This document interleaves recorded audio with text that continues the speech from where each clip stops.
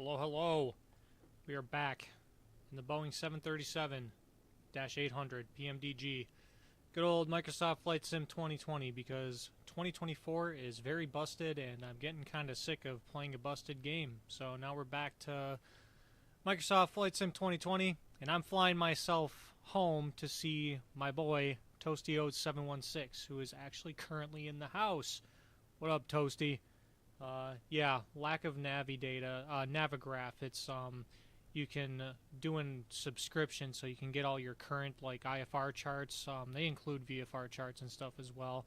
I mean, I have ForeFlight on my iPad, but the nice thing about Navigraph is it actually downloads into your aircraft. So like the GPS in your aircraft and all that stuff will also have up-to-date data. Like right now. The good thing about this Minneapolis to Buffalo route is that the data along the route is still current, despite the the AirAx cycles updating. But there's a lot of new, like if I were to fly from Detroit back to Minneapolis or something like that, everything that I have in my plane's actually out of date because they updated some of the departure procedures and stuff like that. So you get charts and you get all the stuff in your aircraft up to date. So that's kind of what Navigraph is, and it's money that I don't have currently, so that's why I haven't gotten it yet. But once I get my taxes, I think I'm gonna hop on it and get myself up to date again. Yeah. Toasty Oats in the house. Kind of nice to have someone in the chat giving a shout out. Alright, so Minneapolis to Buffalo, New York, Sun Country, flight 1057. This is a real life flight. They do it seasonally from like June to usually September, but last year they extended it all the way to December. It must have been popular enough, so maybe they'll do that again. Alright. Let's go ahead and get inside the aircraft and we'll get set up and ready to fly ourselves to Buffalo, New York. Okay, so first thing we'll do is we'll go to the overhead panel here. We'll flip the battery on if we could see it. Barely, but I can see it. I'll get the dome lights to dim so we have some light that we can see. And before we turn the APU on, I'm just going to make sure the gear lever's down. It is. Speed brakes are stowed. Flaps are up. Throttles are in the idle position. Fuel is cut off. Excellent. Now let's go ahead and get that left forward pump on for the fuel. And we'll start the APU. And we'll wait for the CGT to climb up and then start going back down again, and then our APU generator will be available to us. I'm going to go ahead and start turning on some panel lights right now, so when I do flip the generator on, we can actually see what we're doing. Because if you flip the generator on without any panel lights or anything like that on, it will be very dark. So let's get these panel lights going. Alright.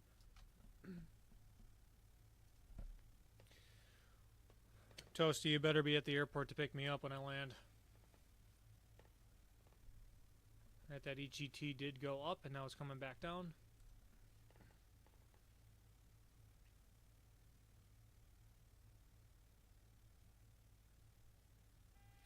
Alright, our APU gen is available. So we'll go ahead and turn both of those on, and then we'll flip the switch up here to APU gen so we can see that we have a positive charge. The APU is giving us electricity. Excellent. And then we'll do our flows, top down, left to right, make sure everything's where we want it. Alright, yaw damper is going to stay off for now. All the navigation switches are, in the proper position, in the normal position. We got our fuel pump left forward pump on only for the APU. Oh yeah, in your Maserati, absolutely. And then first stop, I want Mighty Taco. Alright, we're on the APU generator page. Our standby power, the guards are closed. Standby power guard is closed as well. That's good. We are on the APU gen, which is where we want to be right now. We got our panel lights on. Equipment cooling is in the normal position. Our emergency lights are armed and guarded. Seatbelt signs can come on. We'll test the flight attendant sign. Or the signal, if you will, on the ground call. Cool. Alright, we'll go up and we'll turn our windshield heat on. Window heat. Probe heat can stay off for now. Engine anti-ice and wing anti-ice we don't need. The electric pumps on the hydraulics are off. Engine pumps can just stay on. They'll turn on when the engines start. We'll test the cockpit voice recorder. Hold it for 5 seconds. We got a green light. That works. Our cabin pressure we'll know when we're in the air. Good to go here. Alright, so we're going to go ahead and put our packs to auto. ISOL valve can stay open, and we'll do the APU bleed. And now our passengers can get some air, a little bit of warm air because it's cold out here. And we'll make our passengers comfortable while they're loading. Alright, for the cabin pressure panel, we'll go ahead and set it to our cruise altitude. Our cruise altitude today is going to be flight level 370, 37,000 feet. So we'll go ahead and tune that in. And then the field elevation at our destination, Buffalo, is 727. So let's go ahead and send our landing altitude to 750 because it's closer to 50. Cool. Alright, our logo lights are on, our nav lights are on, anti-collision can stay off for now. Now we'll go ahead and go to the overhead panel here. We'll flip our IRS knobs to nav mode, and we will let the inertial reference system align itself. And we will flip this to the heading/STS page, and it should show us momentarily how many minutes it will take for the IRSs to align. 9 minutes for the IRSs to align. Let's see if we can get this plane set up ready to go before that hits. Alright, we'll test the flap lights. They all work. Nav position. Service interphone is for maintenance only. We don't need that right now. Dome lights are on where we want it. All of our mic selectors and volumes are where we want it. Engine lights are extinguished up here. Passenger oxygen is guarded and in the normal position. Crew oxygen is above 15. That's good. We have 3 green lights for the landing gear. The flight recorder's in the normal position. We'll test our Mach airspeed warning and see if it'll give us stall warning yet. Number 2 did not work yet. Sometimes you gotta let the APU build power before you can test both the stall warning tests. So we'll come back to that later on. So we got our overhead panel set, so now we'll come down here and we'll make sure everything down here is where we want it. We will begin setting the autopilot here. We're going to start with 160 knots. I'm assuming that's what V2 plus 10 is going to be. Runway heading. Today we're taking off from runway 12 right. Winds are 180, so they're favoring the 12s. Just going to verify that Minneapolis Center is not currently online. It is not, so we're just going to go straight to our cruise altitude of 37,000 feet in the climb. We do, however, have Cleveland Center on right now. Can't guarantee they'll stay online by the time we get to Buffalo, but they are online right now. So there is a little bit of hope that we get some ATC as we're coming into Buffalo. Alright, so we have our airspeed set, our heading mode set, and our altitude. That looks good. We'll go ahead and test all the lights here. Our aircraft lights up like a Christmas tree. Love to see it. Alright, test is complete. N1 set in auto, speed ref is auto, good. Fuel flow is at rate, that's where we want it. Everything looks good here. We're going to go ahead and turn down some of these screens because as we get in the air, they will destroy our ability to see out the window if they're on all the way bright. So we'll tune those down just so they're easier on the eyes.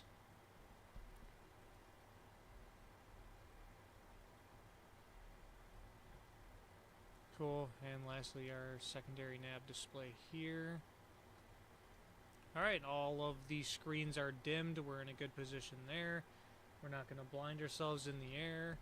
Alright, we'll come down to the radio panel. Everything is set to where we want it for now. VATSIM is offline, so we'll go to the common traffic advisory frequency for the MSP airport, which VATSIM designates as 126.7.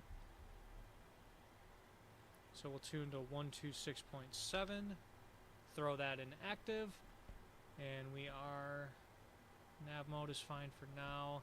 Going up, transponder will go to traffic advisory / resolution authority. To Minneapolis. Alright, we do have other traffic at the Minneapolis airport, which is kind of cool. And then lastly, our squawk code.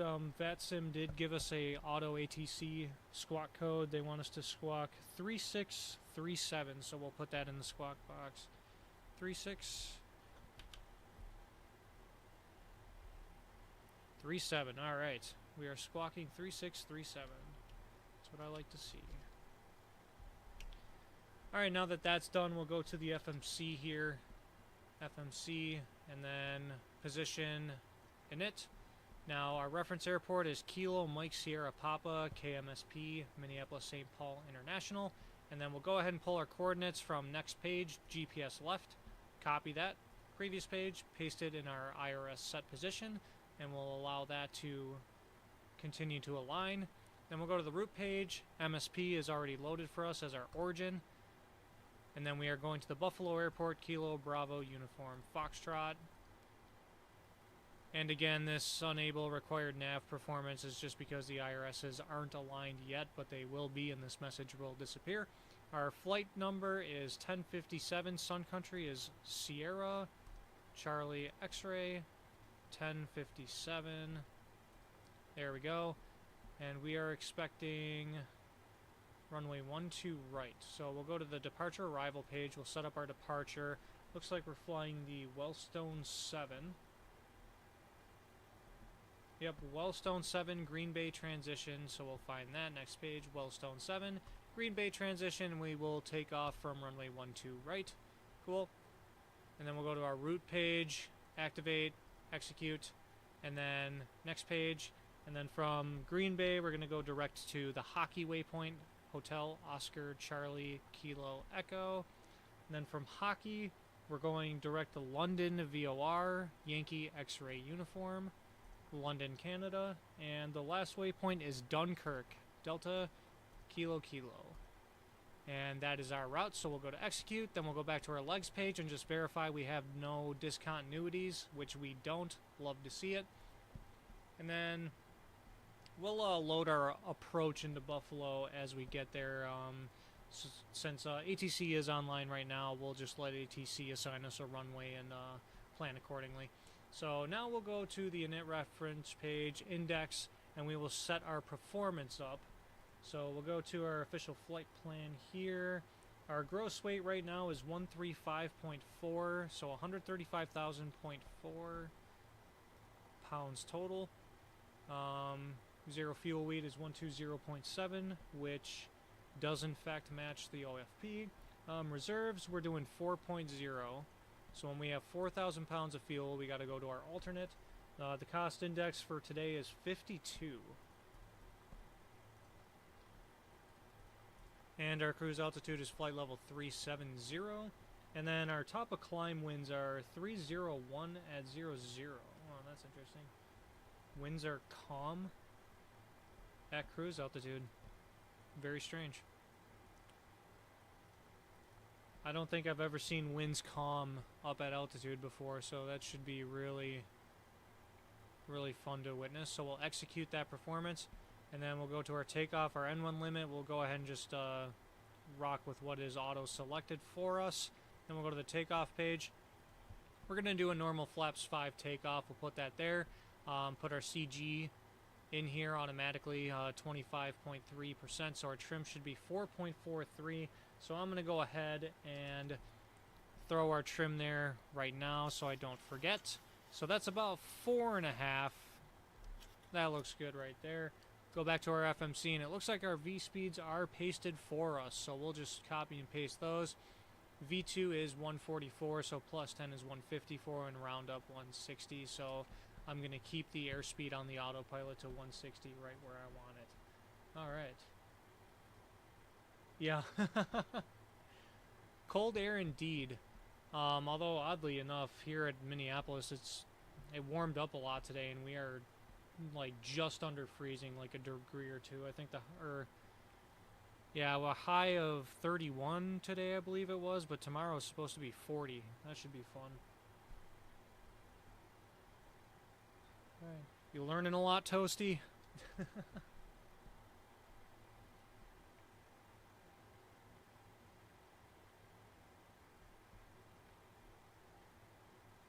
Alright, Alright, cool. So that's our takeoff performance. We're good there. Our performance page is good. We'll go back to our legs. Everything is right where I want it. Alright, now that that's done, going to double check and see how much time is left before the IRSs align. Oh, they should be aligned just about now. Alright, stall warning test number 2 does work now. So now we should start seeing things come up on our displays now that the IRSs are aligned. Or about to be aligned anyway. Always learning.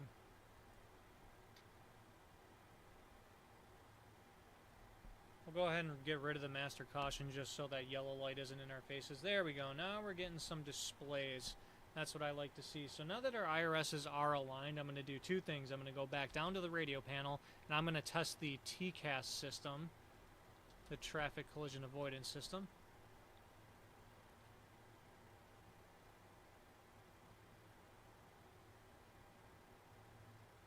TCAS test pass. Excellent. TCAS passes, and we're going to do our ground proximity warning system test. This one's always fun. Glide slow. Pull up. Wind shear. Wind shear. Everything's displaying here. Terrain, That's good. terrain. Pull up. Terrain Airspeed test. low. Airspeed low.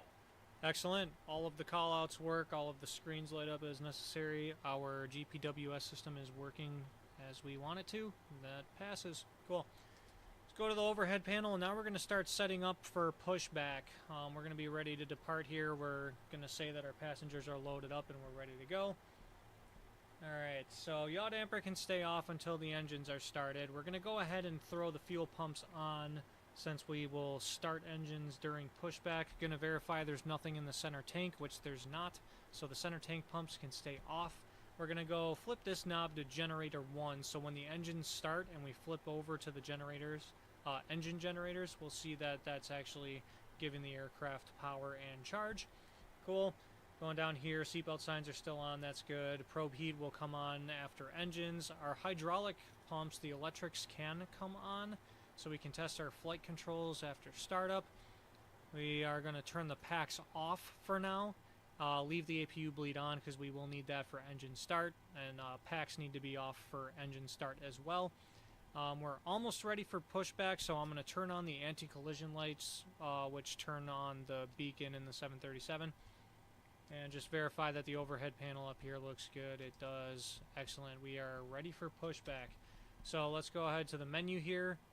FS Actions, Ground Services. We're going to relinquish the jetway. And then we're going to go back and close our door.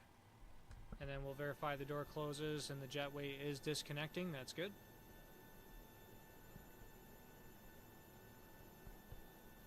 Sweet. Alright, now that that's done, our door is closed, jetway is disconnected. Let's go to our pushback. We're going to do a standard L, and we're going to want our nose to the left side. So standard L, nose to the left, and we will select a tug, and we are about ready for pushback. One thing I always forget to do when I load into the sim is set the parking brake, so we're going to do that for now, because they will ask you to turn the brakes off, and I believe you have to click them for that to register. Alright. We're going to verify that we're clear to go. We are. Double check that Minneapolis Center is still offline. They are, so we don't need clearance for pushback, so let's go ahead and push back. Alright. And we will begin. Go ahead. We've been cleared for push and start. Tail to the right. Copy that. Ready for push, tail right. Release brake, please.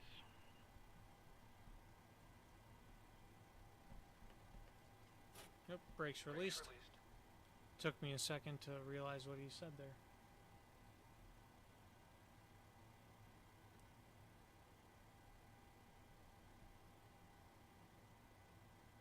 Brakes released. Here we go. Alright, pushback is starting. The PMDG pushback doesn't give us an engine start clearance, so we're just gonna make sure we're back far enough to where we're not, you know, blasting anyone or anything. And I think that gives us about enough spaces right there. Our fuel pumps are on and our packs are off, so we'll throw the engine number 2 in Ground ignition. N2 is rising.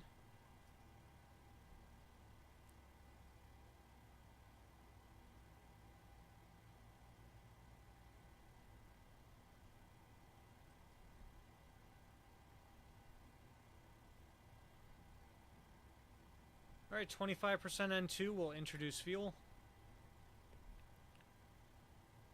And we'll listen to the bass of the 737 engine start. I love it.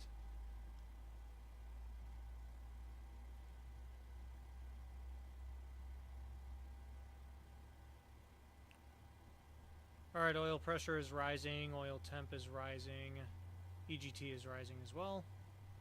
All within limits. Pushback complete. Parking brake, please. Parking brake set. Brake set.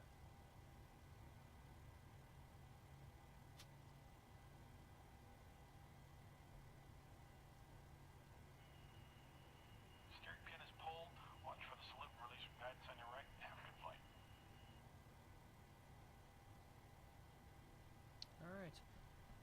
Our engine number 2 has stabilized, 20% N1, 58% N2, that's all good. Everything's in the white, there's no red. So we have one good engine start. Now we will begin engine number 1. Ground ignition. N2 is on the rise.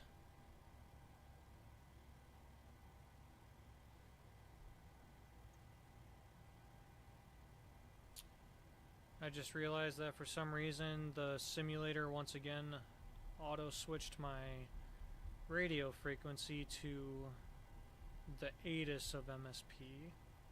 I don't know why it does that. Alright, 25% N2, introduce fuel.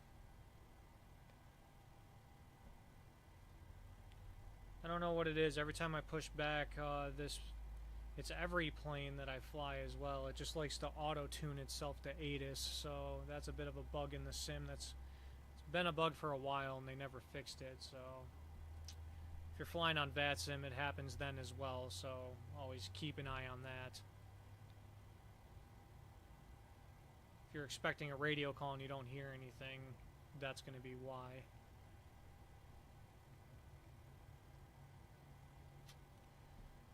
Alright, engine 1 is stabilizing. It looks like we have 2 good starts. Nothing's in the red. Oil pressure's up, oil temp is up. Sweet, everything's white. Love to see it. Alright, 2 good engine starts. So let's go to the overhead panel. Yaw damper is coming on. Fuel pumps are where we want it. We're on the generator 1 page, so we'll turn on the engine generators. Now we have positive numbers indicating charge. That's good. Seatbelt signs are on. Probe heats can come on now. The hydraulics are on, which is good. The packs can go to auto. ISOL valve to auto. APU bleed can come off. And the APU itself can now come off. Sweet. Now we're going to do flaps 5. Set that up for takeoff. Auto brakes are going to RTO. Then we're going to hit the system page right here, and we're just going to double check our flight controls. So we're going to do right aileron. Right is up, left's down. Left is up, right is down. Elevator forward. Elevator back. And rudders. The flight controls are free and correct. Sweet. We'll go back to our engine pages for that one. We are flaps 5. Our brakes are RTO. That's good. Alright, we'll go ahead and turn on our taxi light as we're ready to taxi, and then I'm just going to check. So the total air temperature is -1. We are just below freezing, so I'm going to throw the engine ignition switches into continuous, and then I'm going to flip engine anti-ice on. The lights light up, and they dim, so we have positive anti-ice. Cool. Alright, now that we're all set, we'll go on top here, and we'll get rid of the dome lights so we can see much better outside in the dark, and we will initiate our taxi. And once again verify that Minneapolis Center is still offline, which they are, and Cleveland Center just signed off as well, so we will be leading ourselves into the Buffalo Airport, which is just fine. Alright, cool. We're going to disengage the brake, and then we're going to make a radio call. Minneapolis traffic, Sun Country 1057 is at Terminal 2, taking Delta Whiskey to runway 12 right, Minneapolis.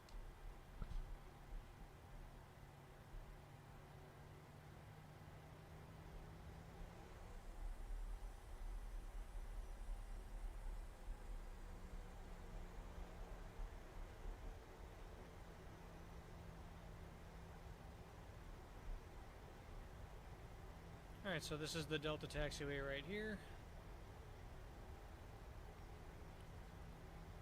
We're going to keep a little extra power so we can keep increasing our speed slowly so we're not crawling like grandmas. But we'll also make sure that we're not southwest taxiing at 35 knots across the ground.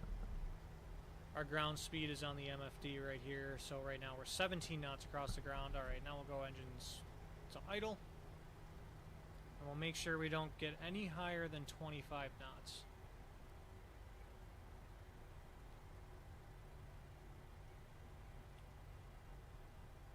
Alright, Toasty, is your seatbelt fastened? You ready for takeoff?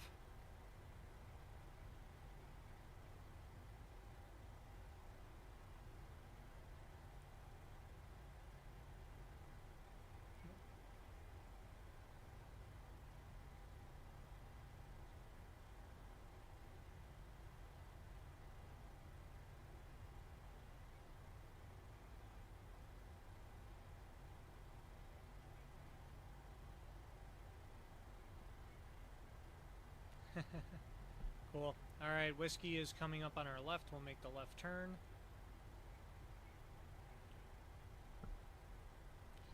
And we are going to be crossing runway 22, so we'll turn our landing lights on, runway turn-offs, and our anti-collision or position lights can go to strobe.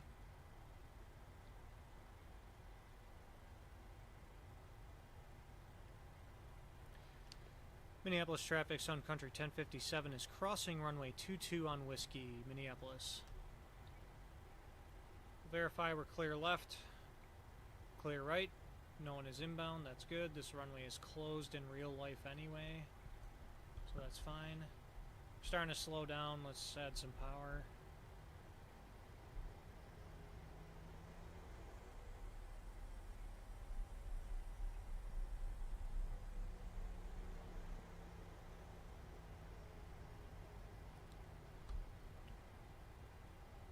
Alright, about a 20 knot taxi speed, that's good. And now we're clear of the runway, so landing lights can all come off, runway turn off, and strobes off. Minneapolis traffic, Sun Country 1057 is clear of runway 22 on Whiskey, taking Whiskey to runway 12 right, Minneapolis. Alright, so now we're getting close to the runway, so the flight directors can come on for the autopilot.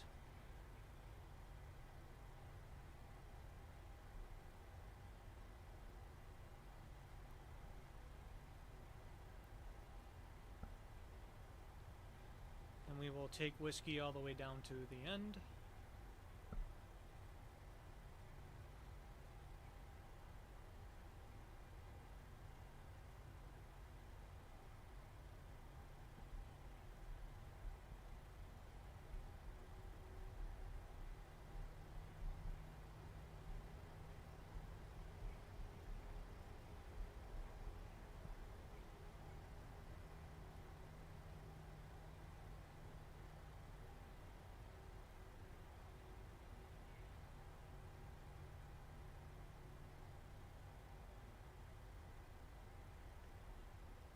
Alright, so we're going to take our second right, because that's going to be the end of the runway.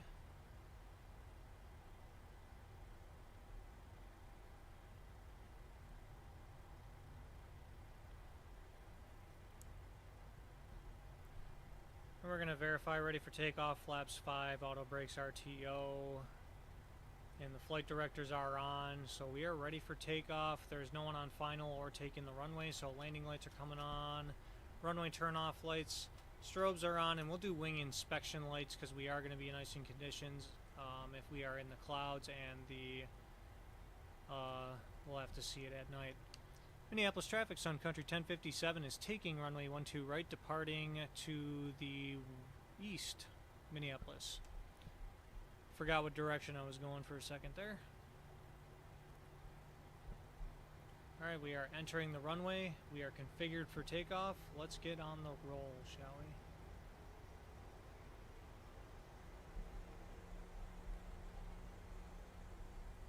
we? Alright, engines are coming up to 40%. Engines stabilized. Toga power. kind of annoys me how offset the lights are from the center line. That is not realistic at all. The center line lights are always right on top of the center line. Cross check.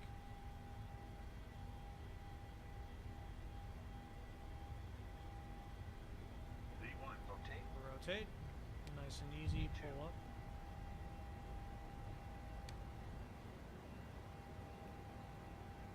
Positive reincline. Gear up.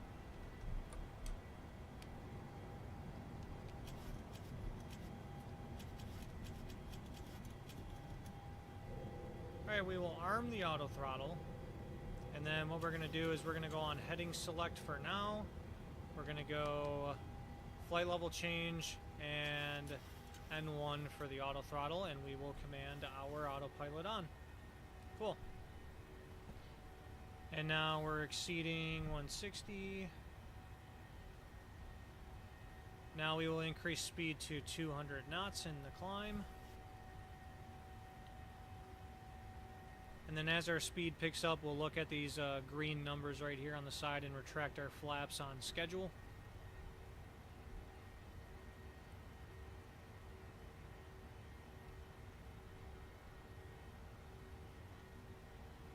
Had to re-engage flight level change mode for some reason. That's alright. Alright, we'll go ahead and retract flaps 1 now.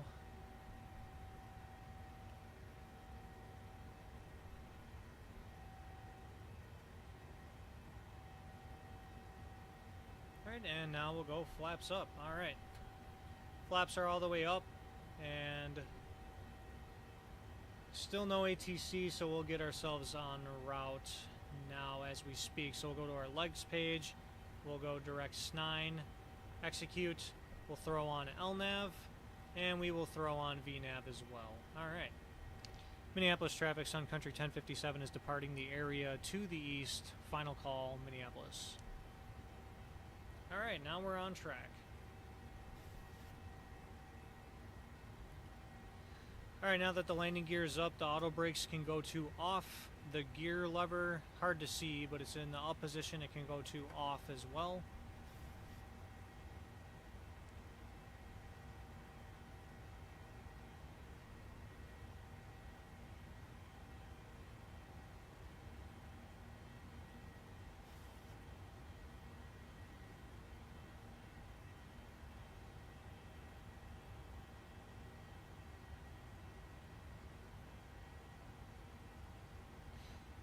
You know, one thing I forgot to do was to set the altimeter.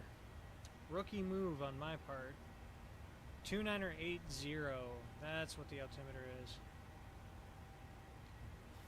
I can't believe I forgot that. I'm usually very good about that. Huh. Toasty, I guess I gotta go to the penalty box. I forgot to set my altimeter.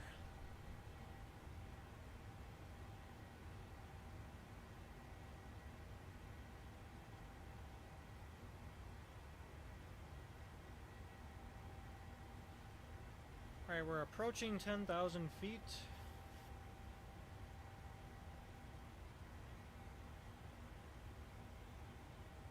Alright, that's 10,000. We'll advise the flight attendants.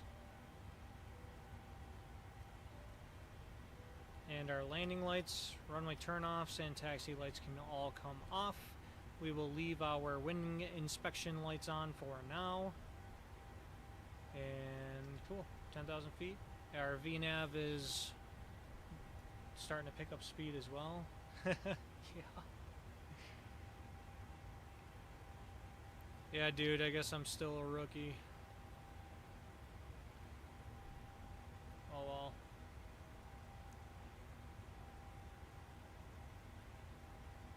What can I say? It happens.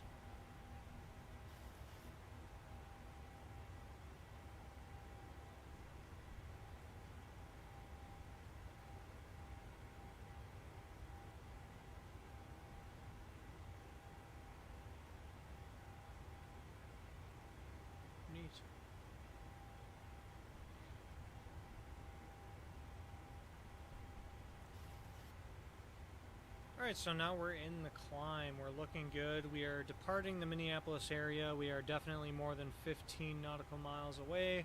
So we'll go to the Unicom frequency 122.8.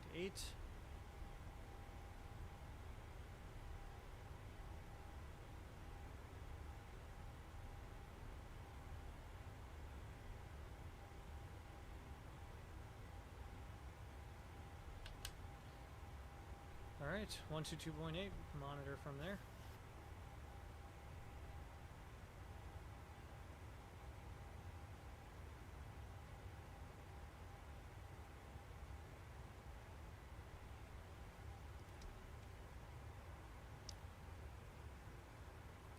Hey Toasty, when we get into cruise, do you want a little bit of a tour of this aircraft?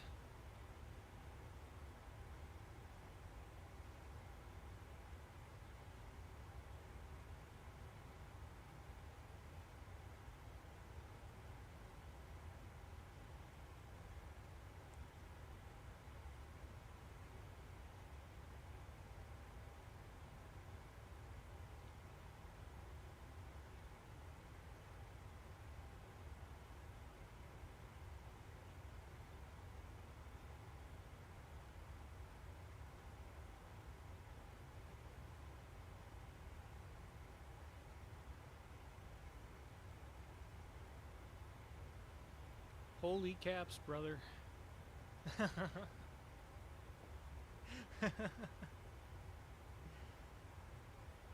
Caps lock, the curse.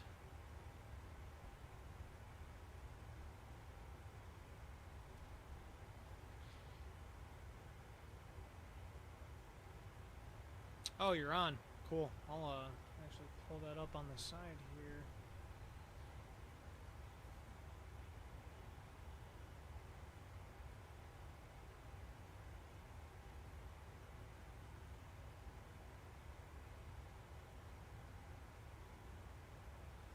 Oh, we are above 18,000. We're in the flight levels, so standard pressure.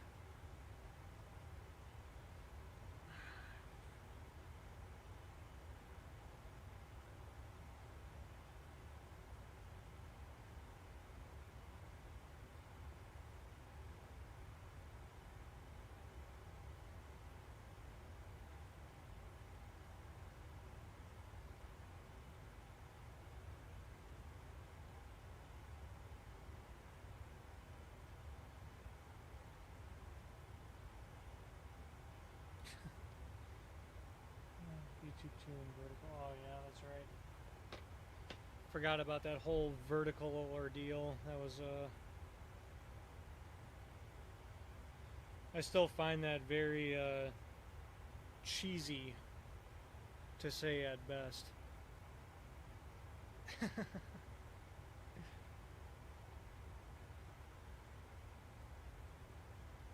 Now we'll just chalk it to a typo. I don't want to get the app.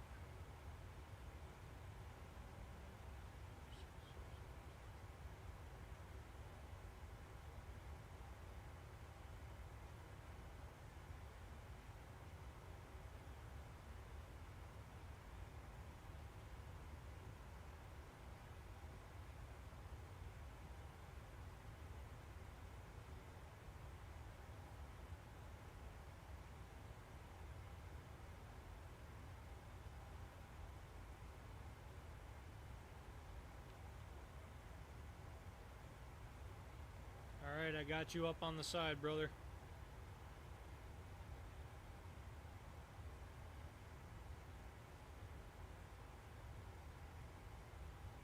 Sweet.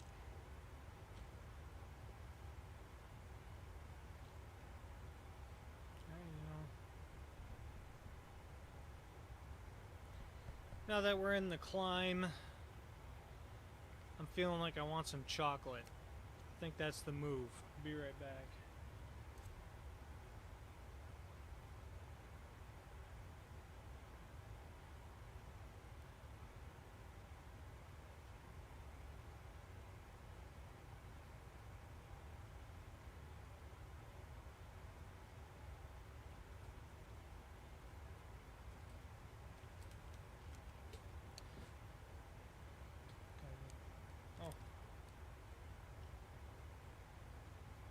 Oh, like on your top screen?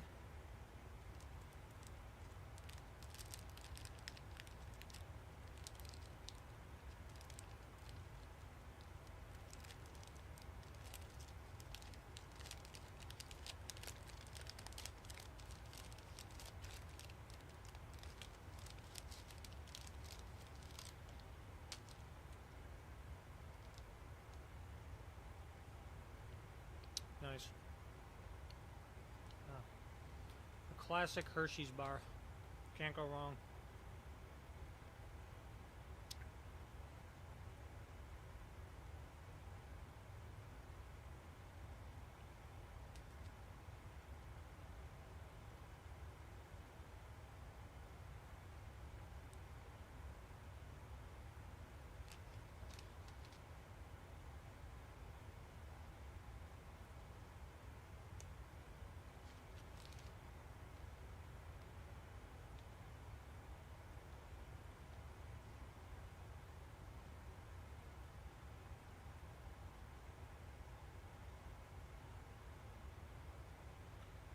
Where are you driving me to today?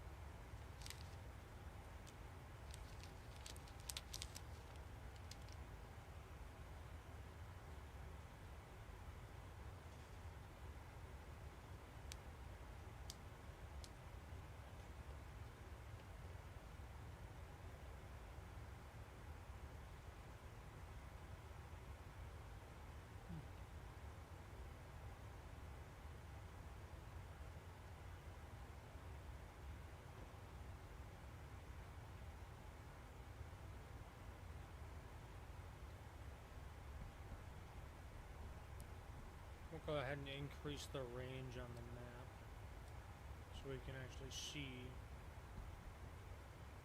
further ahead of us.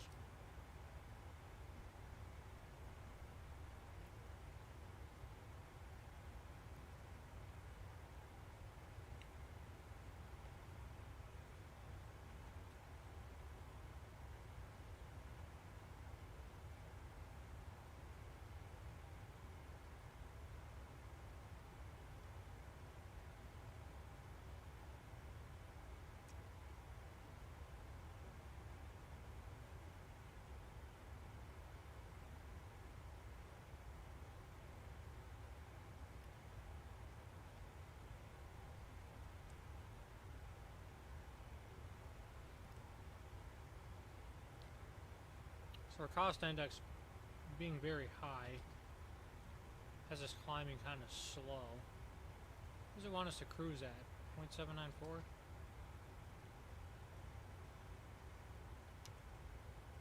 I mean, winds are calm at altitude, so... Okay.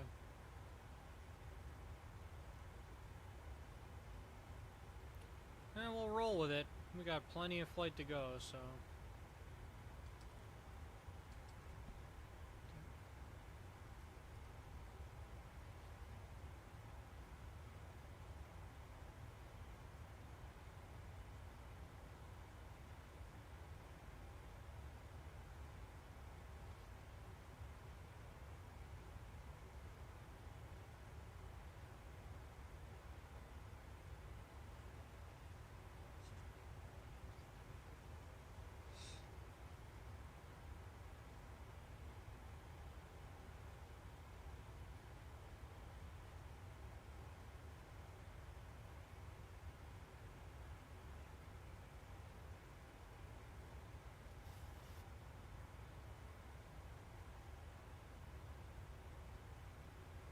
Homie's in Virginia.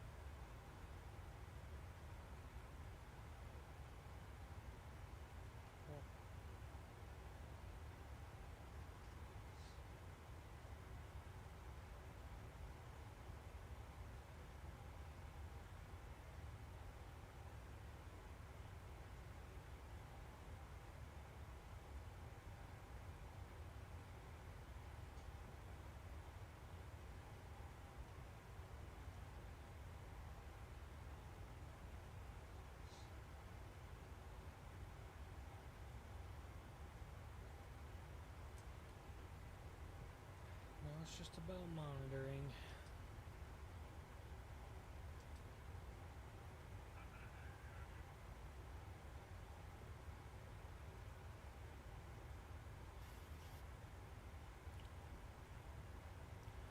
And now we're crossing over Wellstone and direct Green Bay, and we will be out of the departure.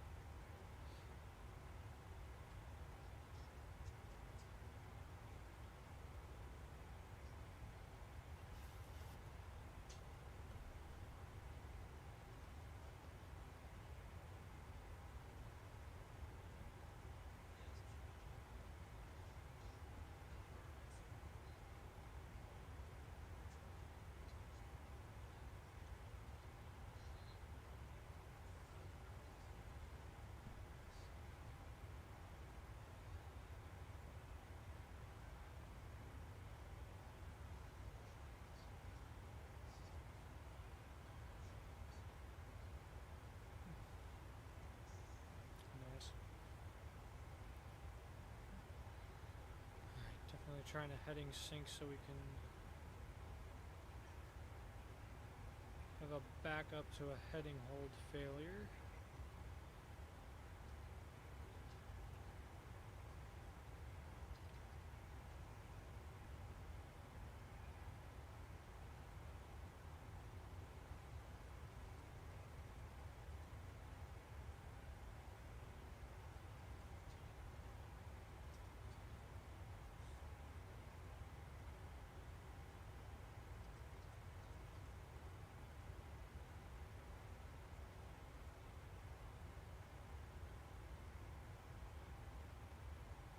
Alright.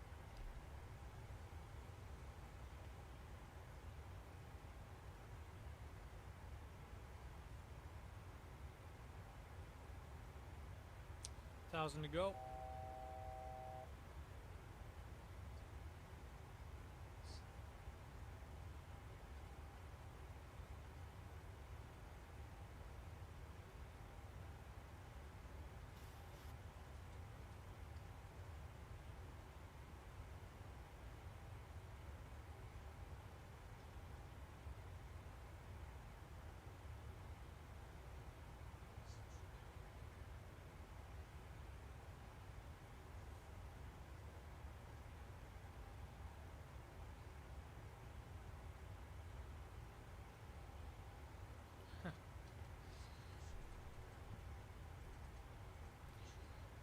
So, the top of climb winds that my official flight plan gave me were incorrect. The winds are not calm at altitude. They're actually at about 62 knots. So, they're a little bit of a glitch in SimBrief's OFP right there, but that's fine. 62 is not bad. It's not gusty or anything. It's not changing rapidly by any means, so no turbulence. So since we are at cruise and the winds are consistent and no turbulence, we'll turn off the fasten seatbelt signs.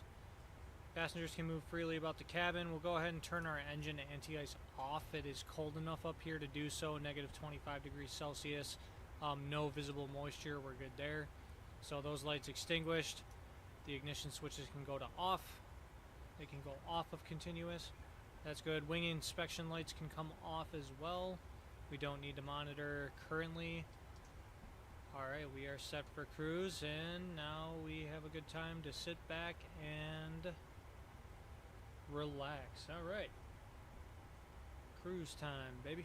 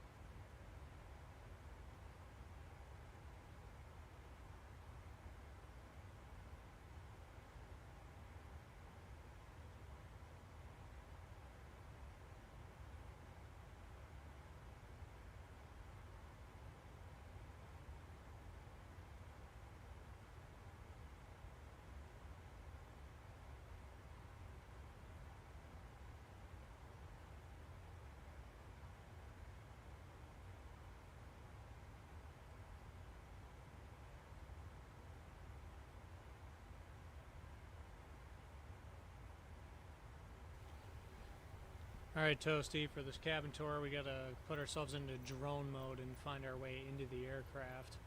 So we'll go showcase. Yeah, we're gonna have to slow the speed down as well because the drone is impossible to control if the speed's too high as far as being inside of the plane. So we're very slowly gonna have to try and work our way into the aircraft through the tail here.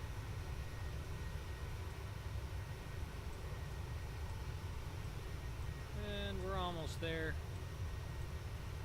Going in through the tail. Alright, we'll start with the back. Looks like we got some flight attendant jump seats. A good old service phone here. We got some cabinets, some things for the flight attendants to grab their supplies. We got... I love how the coffee makers are just kind of paintings on the wall rather than anything. Same thing with all these here. I feel like it'd be better if they actually modeled like some stuff, but whatever. And we got, ooh, don't want to go too high there. That's another thing about this drone mode is the way that it bobs up and down is kind of crazy. Alright, do we have lavatories? No, we do not. Oh no, I'm falling. What's going on here? Okay. Well, look at this, the inside of the cabin here. We got a nice view. Looks like we're inside the aircraft. We got TV screens on the back of the chairs, which is looking good. Now, this is, I believe, the default. The Sun Country livery that I got was off of a third party. It wasn't from PMDG, so I think it defaults to a default 737 interior. But if you select something like Southwest or other airlines of the sorts, you actually start getting hearts on the walls here, and it looks like a Southwest aircraft. So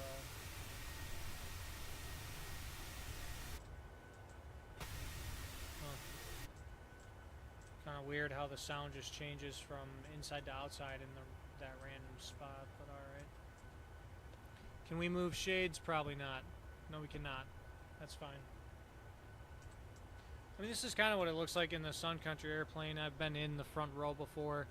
There's no first class seating. I forgot to change that, but the front row is just kind of a spacious gap, and in front of you is a white wall with some pouches.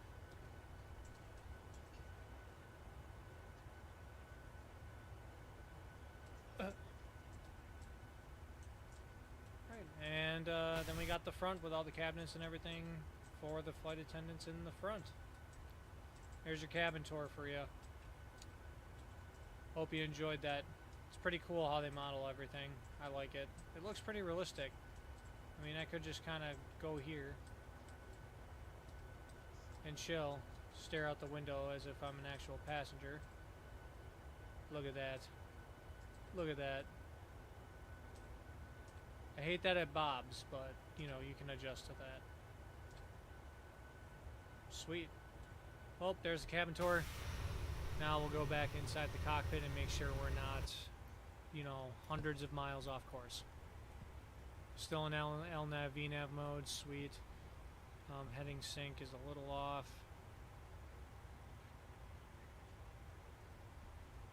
Cool.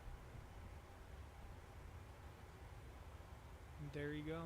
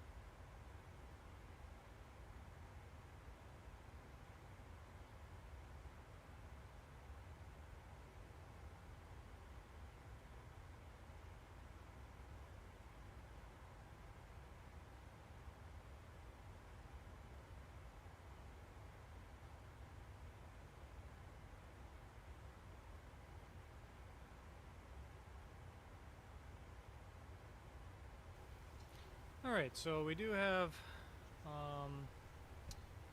no ATC at in Cleveland. Funny enough, of course, as soon as I leave Minneapolis' airspace, ATC signs on. That sounds about right. Alright, anyway. No ATC for Cleveland Center, so Buffalo Airport, we're going to be on our own for getting an approach loaded. So let's go ahead and do that. We're going to go to our FMC.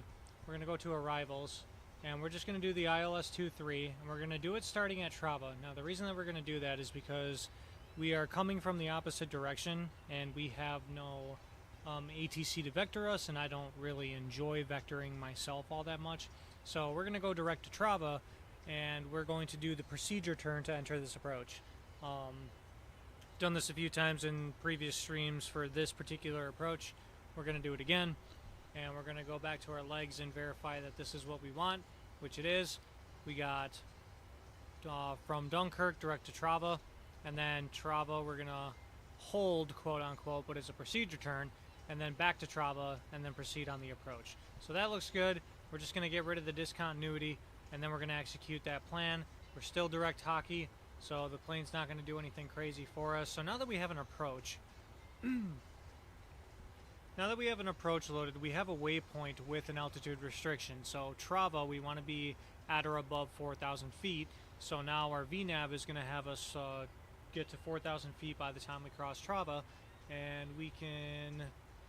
I'm just taking a look at the target speeds to see what it's planning, and I don't mind what it's saying for now. I'm good with that. We're just going to start 40 nautical miles early on the descent just because we want to make sure this aircraft, if we're going to keep it in VNav mode, that it follows that 250 speed restriction under 10,000 feet. So that's what we're going to do. Our approach is loaded. We're good to go. And we will set up for the approach once we get closer to our descent.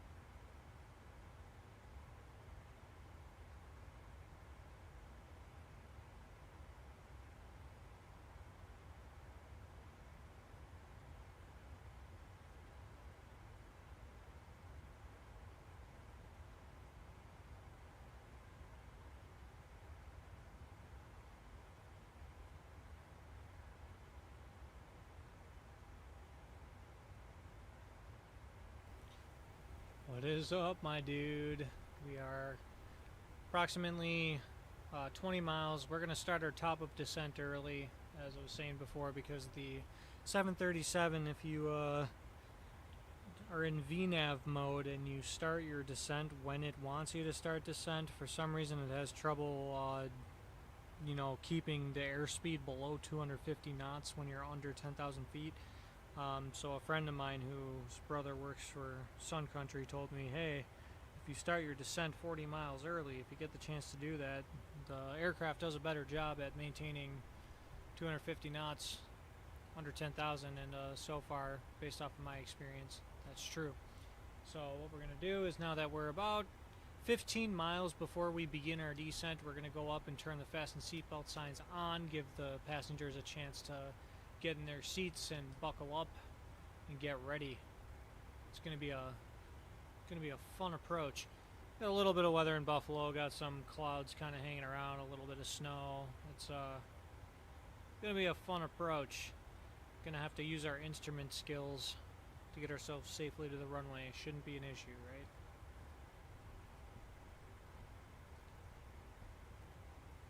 So what I'm going to do is I'm going to get my approach plate on standby here. Excellent.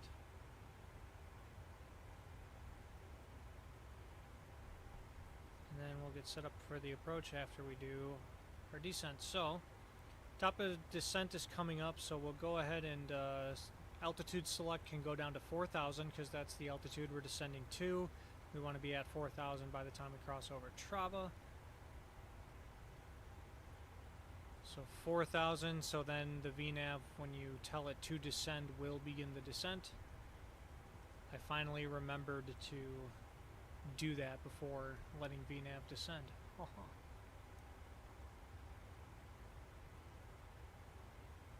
Top of descent's coming very shortly. Once it hits that 40-mile mark, we're gonna hit the descend now button on the FMC and start setting up for our approach.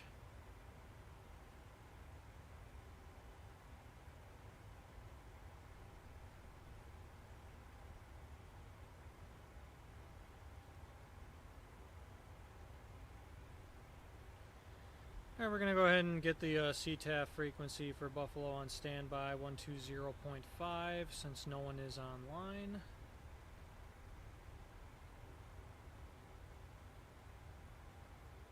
Cool.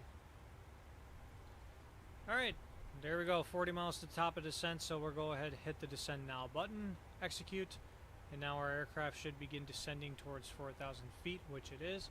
Now we're going to go ahead and set up for this approach. Now how we're going to do this is we're going to read the approach plate, which I'll show you. I'm pulling up on SkyVector, reading this and putting in my information as required.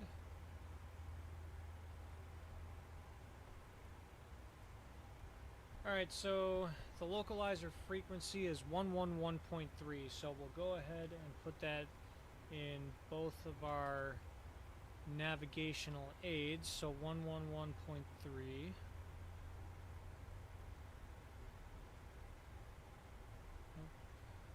There we go, flip that to active, we'll go to nav 2, so both nav frequencies will be on the same localizer, 111.3. Alright, so nav 1 and nav 2 are both 111.3, which is the runway 23 localizer.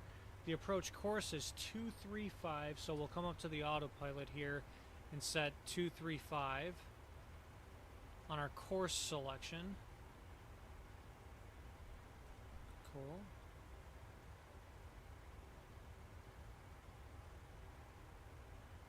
One off.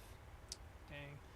Alright, then we'll go to our FMC over here, and we're going to put in our approach and VREF information. So we'll go to N1 limit, nope, sorry, init ref index the approach, and then it's telling us that at flaps 30 we're going to be a VREF speed of 140, and we are going to land flaps 30, so let's go ahead and do our flaps 30 / 140 on the VREF speed. We're going to copy that there. Sweet. So we have our approach speed ILS 23111.3 and 235 course set, so that's good in the FMC right there. We'll go back to our legs page, and then lastly we will set our minimums, which according to the chart is 926 feet MSL. So at 926 feet, if we don't see the runway, we are going missed.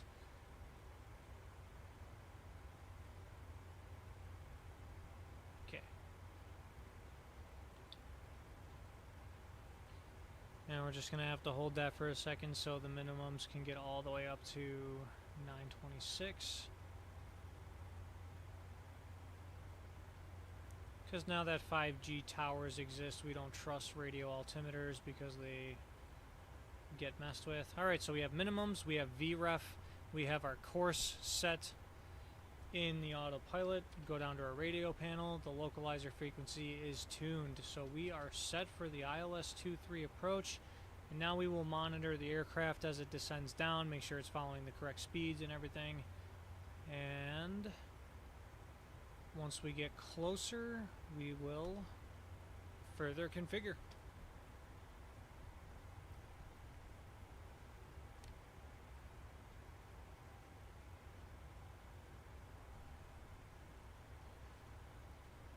Still no VATSIM online for Cleveland Center, so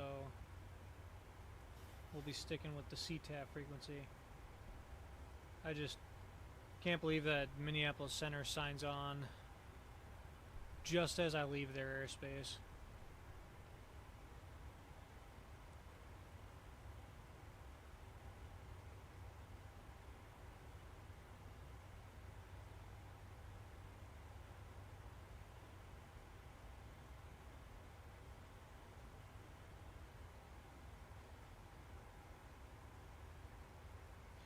Yeah, Toasty, you still with me?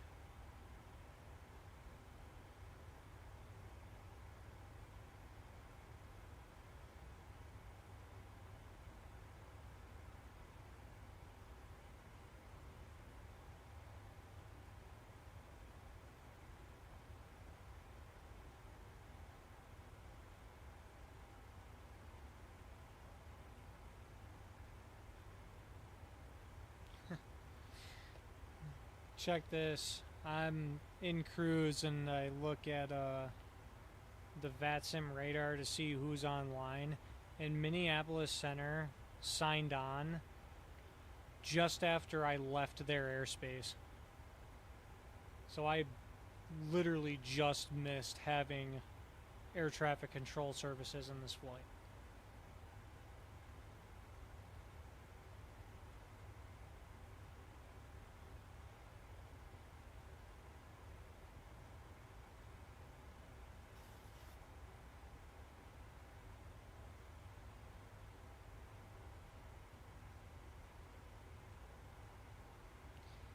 Yeah, a little bit.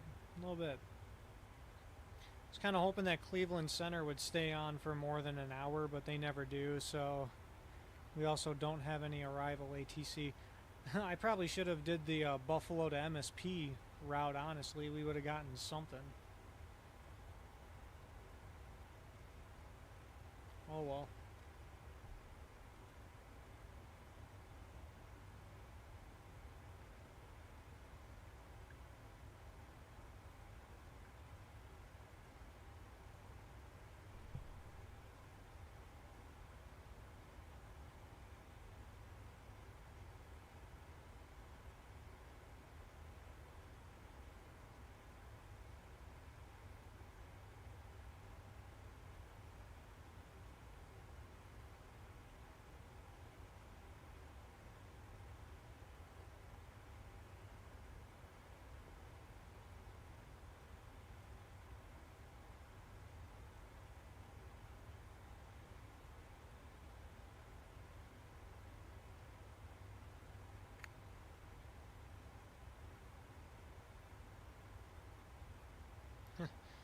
Auto ATC. Cleveland Center advises descend and maintain 9,000, no separation services provided. Well, Cleveland Center is not online, and I'm on VNAV, so I'm going to stick to the VNAV.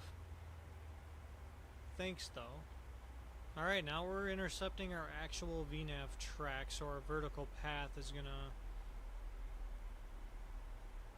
be more on schedule now. So now that we're descending, we're starting to get close to a cloud layer. So we're gonna come up here and we're gonna throw our engine ignition switches into continuous. We're gonna get our engine anti-ice on, and again it lights up and then it dims, so that's on. It lights up, it dims, so that's working. And then wing anti-ice will be as necessary if we do accumulate any ice. We'll go ahead and turn the wing inspection lights on just to check our wings if need be when we're in the clouds.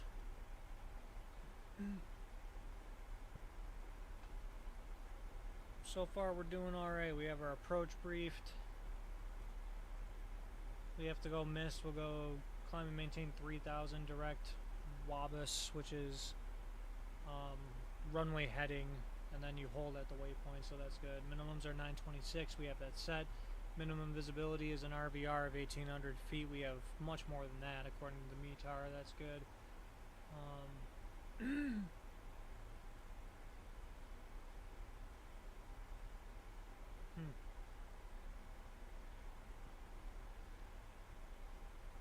That's funny, if you're doing a localizer step down, you have to have ADF, because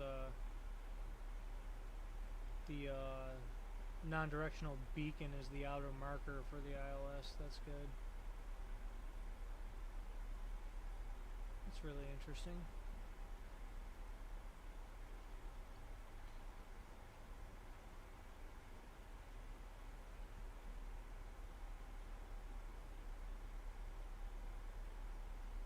I don't even know if anyone has a ADF radio still.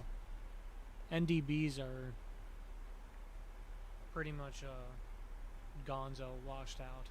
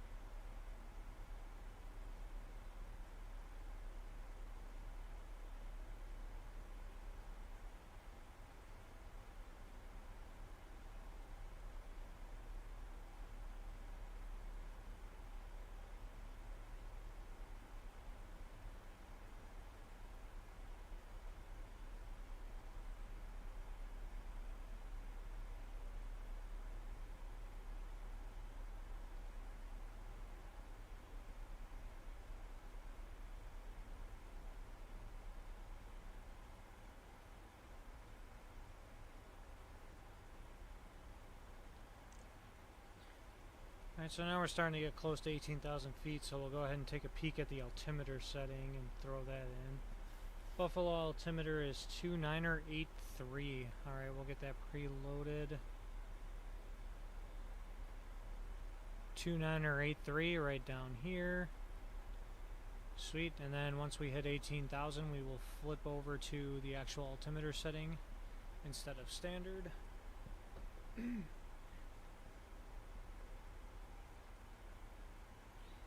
Update the heading sync.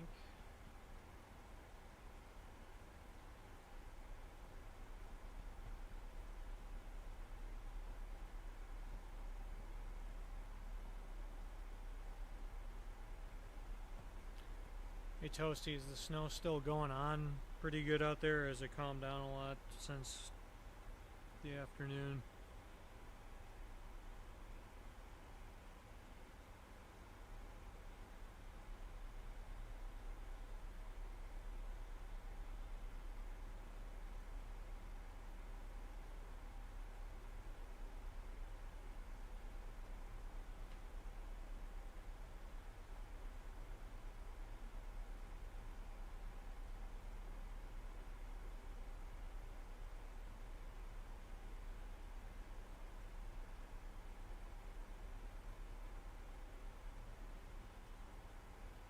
Okay, cool. So then visibility should be just fine for this approach. The only thing would be the possible cloud ceilings. Cloud ceilings are what again? Overcast 1200, yeah, that's plenty of space for an ILS. That runway will pop out eventually. Alright, we're under 18,000 feet, so we'll take it out of standard. Altimeter's 2983, that's set. Still overcast and cloudy. Yeah, overcast 1200, so we're going to break out of the cloud layer pretty late on this approach, so that's going to be fun. We're passing over Dunkirk now, so we're starting to get more towards the back coursing of the runway. And then from there we enter our procedure turn and then eventually turn back around to do the ILS to runway 23. So we're just going to keep the heading over here.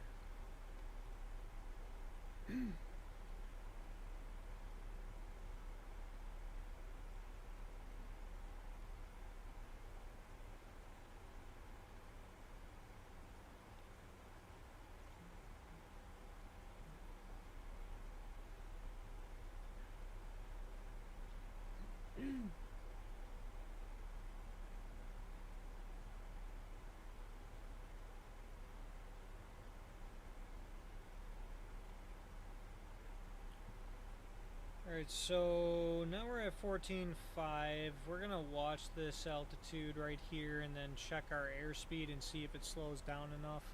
I think our cost index had us on a very fast descent. Yeah, 298 knots is kind of a lot. I almost wonder if we can slow that down to 280, execute that, and see if the aircraft wants to slow down. That way, when we get to 10,000, we can slow down to 250 and meet that speed restriction, the speed limit.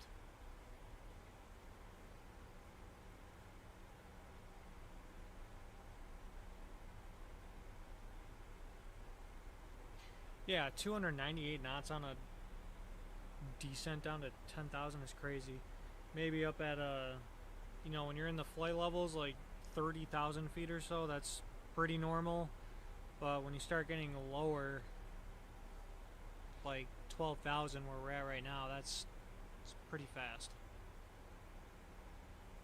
And with the 737 not liking to slow down, we could definitely break that 250 under 10,000 by accident.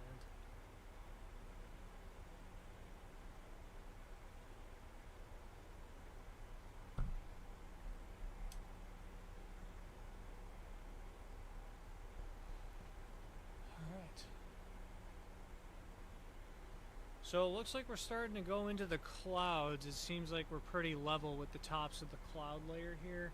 So just confirm we have our engine anti-ice on, which we do, and then wing anti-ice will be as necessary if our ice detection detects enough ice to do so. Should be fine for now. It's -6 degrees Celsius, so it's not super cold by any means, so wing friction might be able to do a little de-icing for us.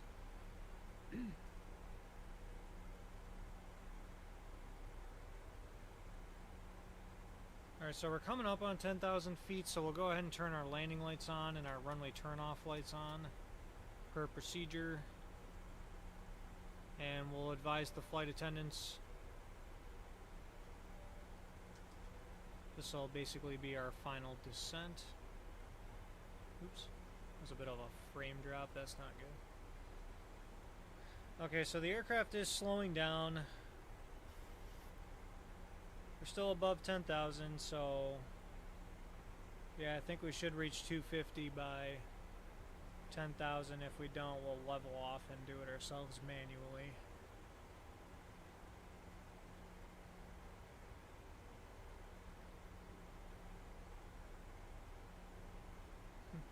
So a little bit of light from the city sticking through the clouds is very hard to see, probably on stream, but that's Buffalo shining the lights through the clouds.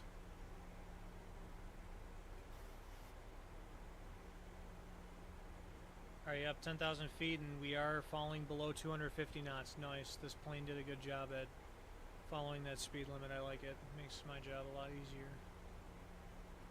Alright, so now we're beginning a descent again, and then we'll just watch that speed closely. If we have to introduce the speed brakes for some drag, we will. Which, honestly, it's looking like I might have to. Oh, maybe not. It's close.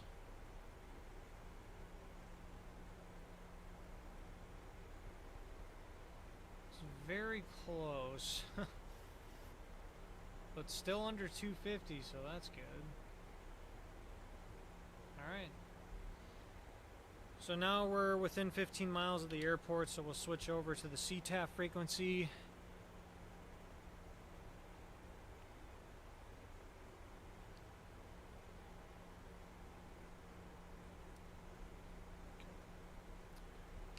Buffalo traffic, Sun Country 1057 is 1010 miles to the southwest. We're going to be back coursing the ILS runway 23 at 4,000 feet, making a procedure turn for the ILS 23 starting at Trava, Buffalo. Sweet. Procedure turns are always fun. I'm excited for this. What's really nice about this PMDG 737 is it follows those procedure turns really well. I haven't had any issues with more complex instrument procedures. Unlike other aircraft like the Aerosoft CRJ, man, that thing cannot do anything more than follow a heading and an altitude. You can't even plug in a designated hold in there anymore. You used to be able to. It wasn't the greatest hold in the world, but you used to be able to plug in the numbers and it would follow the hold that you put in. Not anymore. You can't even put anything in the hold page on the CRJ. It's kind of depressing. You know, the Aerosoft CRJ when it first came out was a very impressive aircraft, but they just ditched it. They stopped updating it like almost 2 years ago, and you know, as the sim continuously updated, the plane was continuously getting more and more broken. And now the Aerosoft CRJ is not worth the money that I paid for that aircraft. But the 737 is definitely a lot better at that. That's nice.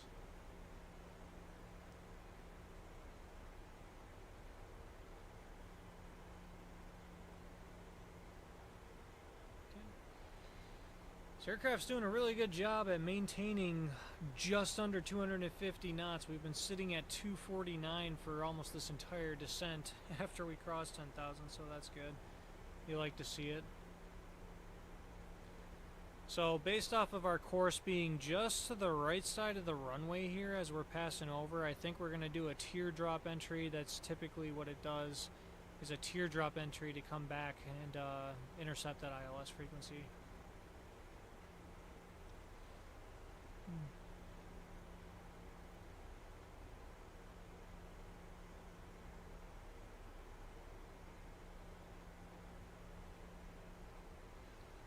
Alright, Toasty, you ready for some instrument procedures?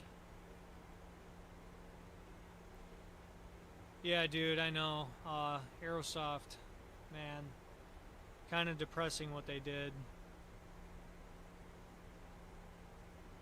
And you know, part of it was they were trying to compete with AnyBuilds, because AnyBuilds was making all these Airbuses that were really good, and Aerosoft wanted Aerosoft was working on an A330 for a while, and they wanted to beat AnyBuilds, but when you ditch your other products, especially after charging that much for it, it's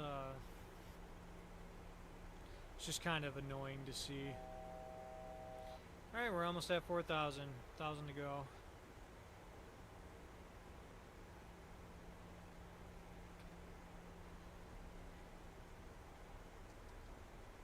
Alright, so landing lights are on, runway turnoffs are on, we have our anti-ice on as necessary. The wing anti-ice we don't need right now. We haven't gotten any indications of ice.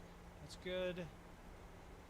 It's negative 2 degrees Celsius, so it's just under freezing. I think the skin friction on the 737's wings is just enough to keep it from icing up. So that's good. Just verify our frequencies. Our frequencies are all set. We have Buffalo CTAF on standby. Or no, I'm sorry, that's active now.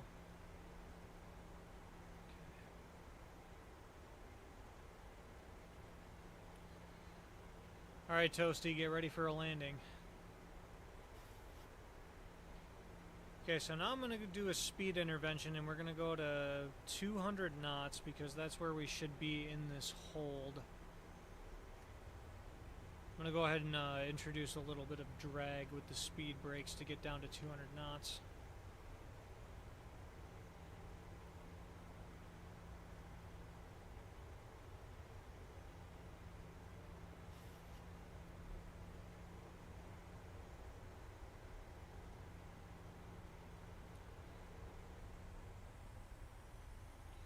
Alright, so now we're leveling at 4,000.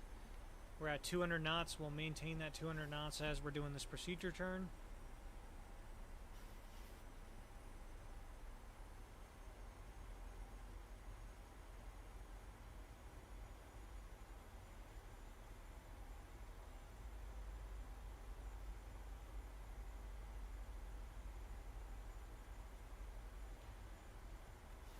Alright, so the heading sync, we're going to go ahead and try and align with the runway. Just in case, for whatever reason, our navigational equipment fails and we have to try and follow the ILS via heading mode. It would be a bummer, but could happen.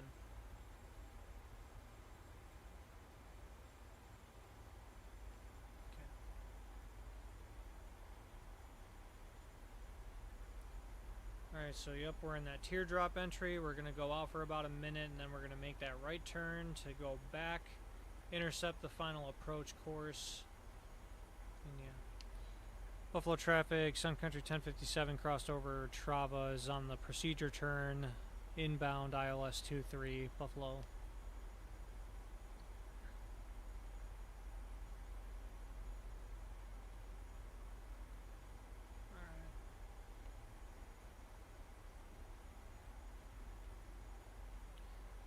There we go.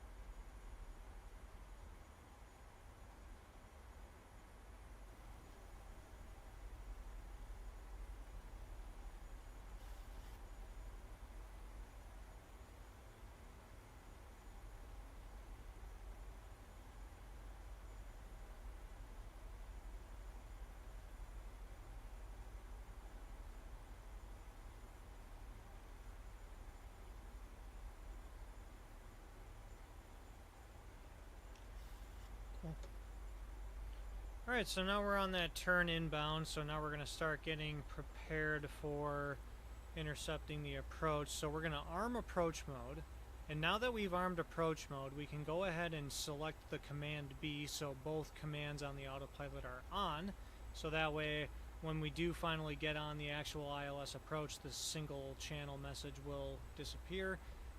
Confirm that we're on the correct frequency. We are. ILS Buffalo 235, that's good. We'll start slowing down. We'll walk in some flaps here. We'll drop the slats, flaps 1. Then we'll slow down to 190 knots. Oh, please excuse me.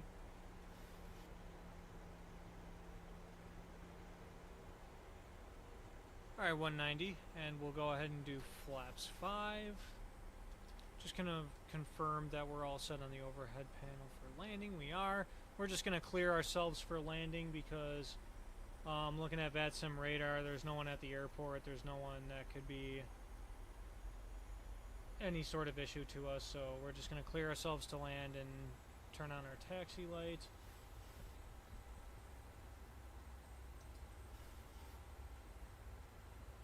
Okay.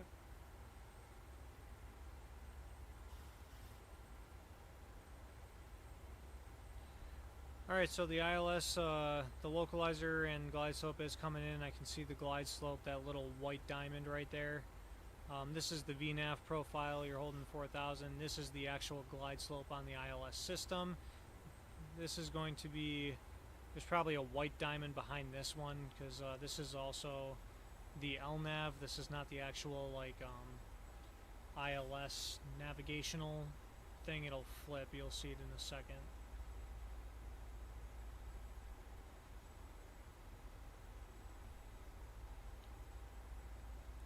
That glide slope is starting to come in, so in just a second here we're going to drop our landing gear.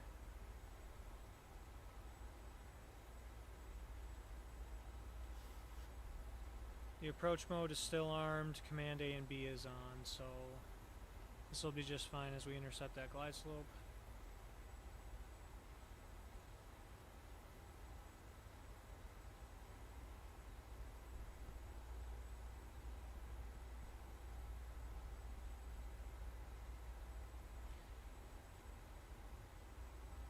Alright, glide slope's coming in. We're going to drop the landing gear. We're going to slow our speed to 180 knots. We have 3 greens, that's good. Auto brake can go to 3, and then we're going to arm the speed brake by pushing it back just a little bit. Alright, speed brake's armed, auto brake is armed. We have 3 greens. We also have 3 greens up here as well, that's good. Alright, flaps 15.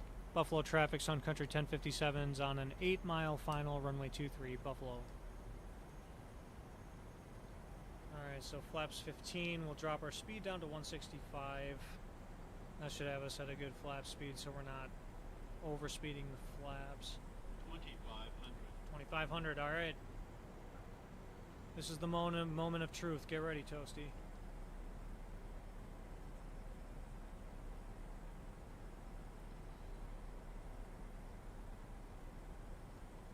Alright, we'll slow down to 155. Flaps 25.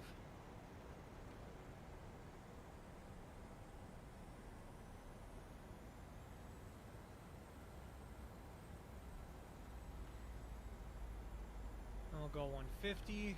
Flaps 30. And that is our landing flap configuration. And we are about 5 miles from the runway, which is good. We're going to heading sync to incorporate the wind correction.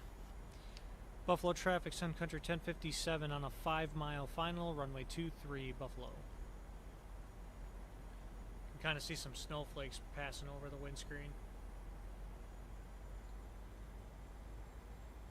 Alright, Toasty, you're going to be the judge of this one.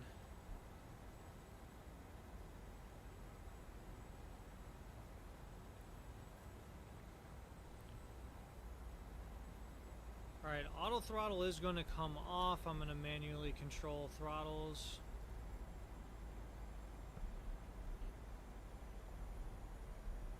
Alright, we got the green command, so both of our autopilot channels are working together to maintain ILS. I did just briefly have sight of the rabbit lights on the runway, so about 1200 above ground, still can't see the runway. It looks like visibility is kind of decreasing a little bit, but that is a-okay. 150 knots, we're looking good. We're still on center line. Glide slope is centered. 1000.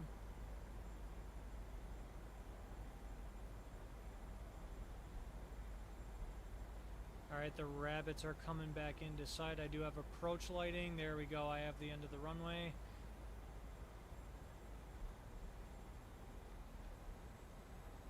Alright, I have the runway in sight. I'm taking this by hand.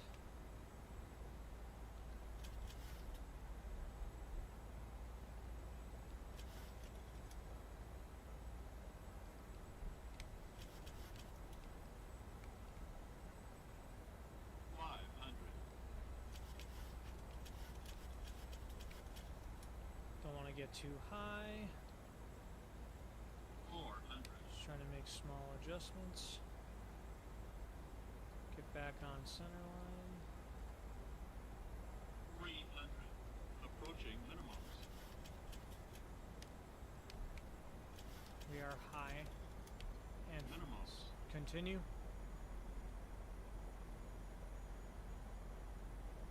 100. Okay. 50. 30. 20. 10. Touchdown nice and easy. There it is. Look at that. That was a greaser. Hold that nose up just a little bit so the nose doesn't slam down. Hey, there we go. Wow. We got 2 in reverse. A very late 2 in reverse. That we actually like don't even need because we're about to be 60 knots. Cool. Manual braking, I'm taking over. I'm just gonna flip this to off so I can do it.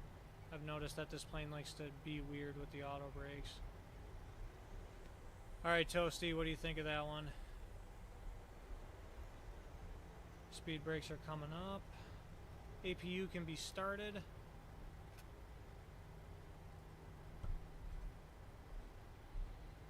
Pretty smooth.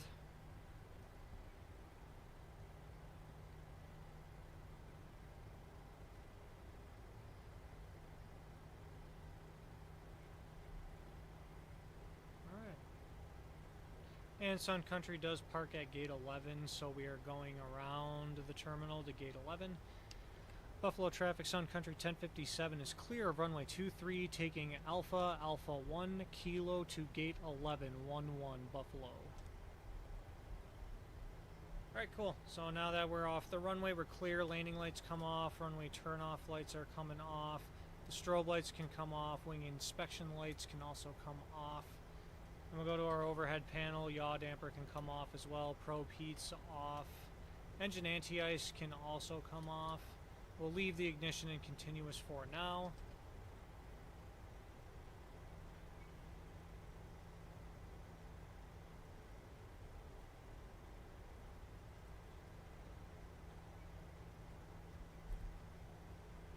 And we'll clear the caution because we know it's for the yaw damper and the probe heats. And we'll clean up flaps as well.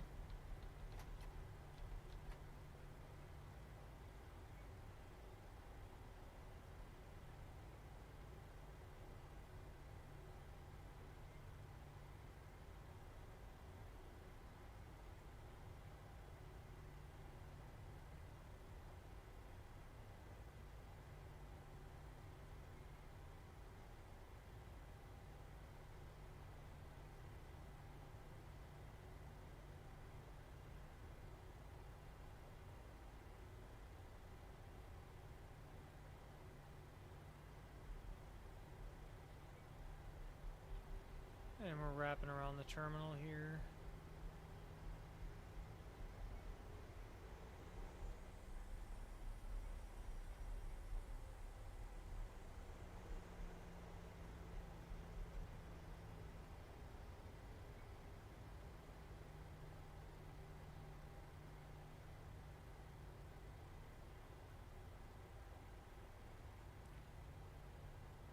We're going to gate 11, and I guess we're going to have to let Prime Flight handle our ground services.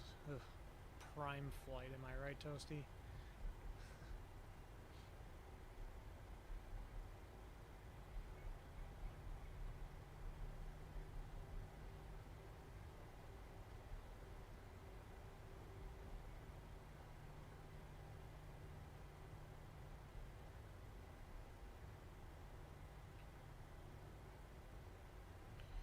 Alright, we're going to go on the outside view to marshal ourselves in to our gate. Just going to pass by 14 here. And you know what? Just so we don't blind the ground crew, taxi lights are coming off.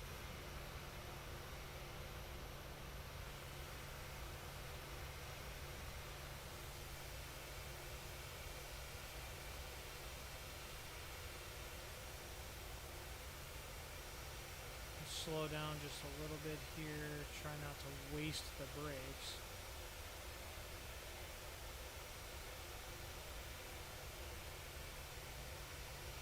Trying to get as centered as possible here.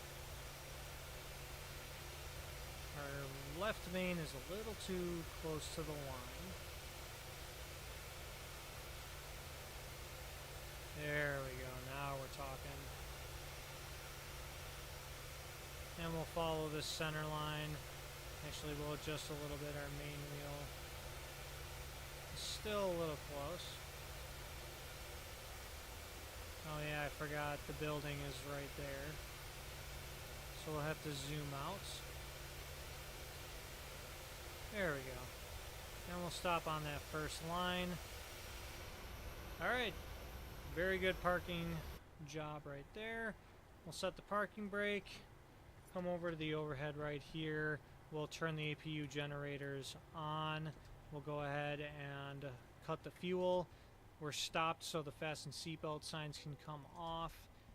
We're under 20% N1, so the anti-collision light or beacon light can come off. Fuel pumps can all come off except for left forward since we're running the APU. Go back to APU gen, we're getting positive power. Window heat can come off since we're parking. Electric, hydraulic pumps off. The packs will stay on, ISOL valve open, APU bleed is on, and now the passengers can get back to air. Engine bleeds can go off because we are no longer running the engines. And let's get the jet bridge up to the aircraft. Oh yeah, set some chocks, get the jetway to the aircraft.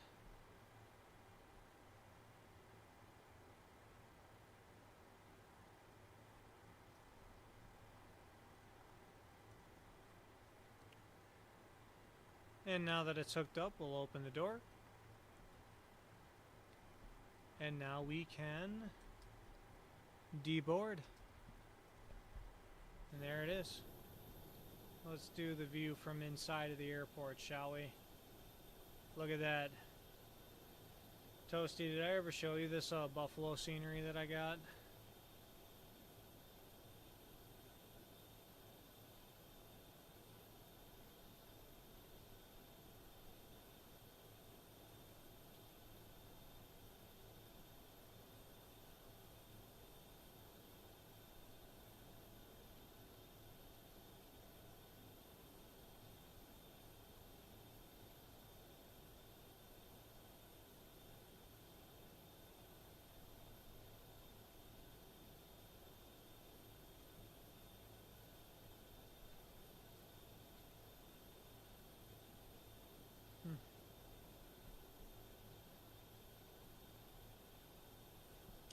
Well, I'm not sure if I showed you or not, but if I did not, we'll definitely have to find a way to stream that just to you and show you the scenery. It's pretty good. It looks a lot like the actual airport, but it's already out of date because this scenery was built when TAC Air took over prior, but now Signature took over TAC Air, so the scenery is already out of date because of that. To be fair, TAC Air didn't last very long either, so yeah. But anyway, this flight actually went very smooth. Not too many problems. We were very good at controlling the speed, very good at controlling our flight path. We did the autopilot right. The only thing is I forgot to set my altimeter upon departure. So that could be scary. Don't do that in real life. Listen to your ATIS, set your altimeter, and don't hit anything. But yeah, so that's the end of this stream. I just wanted to do a nice throwback flight again. Again, I'm waiting for either taxes or something to get an up-to-date Navigraph subscription so I can confidently fly more routes and not, you know, anger the VATSIM controllers because my stuff's out of date and I'm not doing what they want me to do. But yeah, waiting on a Navigraph subscription and definitely some viewers. If you happen to come by this stream or any of my other videos, you know, feel free to leave a comment suggesting any flights or any content you want to see in the future. Thanks to my friend Toasty Oats for coming in and keeping me company and, you know, watching the stream, seeing how it rolls in a 737 world. He's definitely going to have to check out Flight Sim 2024 when I stream that, when they finally, you know, release an update that makes the game a little more bearable, and then I'll play it. And yeah, you'll definitely have to see that, Toasty, because the career mode's pretty cool. It just needs to work better. That's all. But yeah. So yeah, next stream I don't know when it's gonna be, and I don't know what we're gonna do because I keep waiting for this update from Microsoft to fix 2024. But until then, we're probably just gonna stick with 2020 as per usual, and maybe we'll have a better, different route for you guys if you people start joining in and have suggestions. But yeah, you know, thank you to anyone who comes at my videos later on. Thank you to Toasty for joining me, and yeah, thanks for the interest in aviation. But until next time, you guys have a good night. Take care. We'll see you.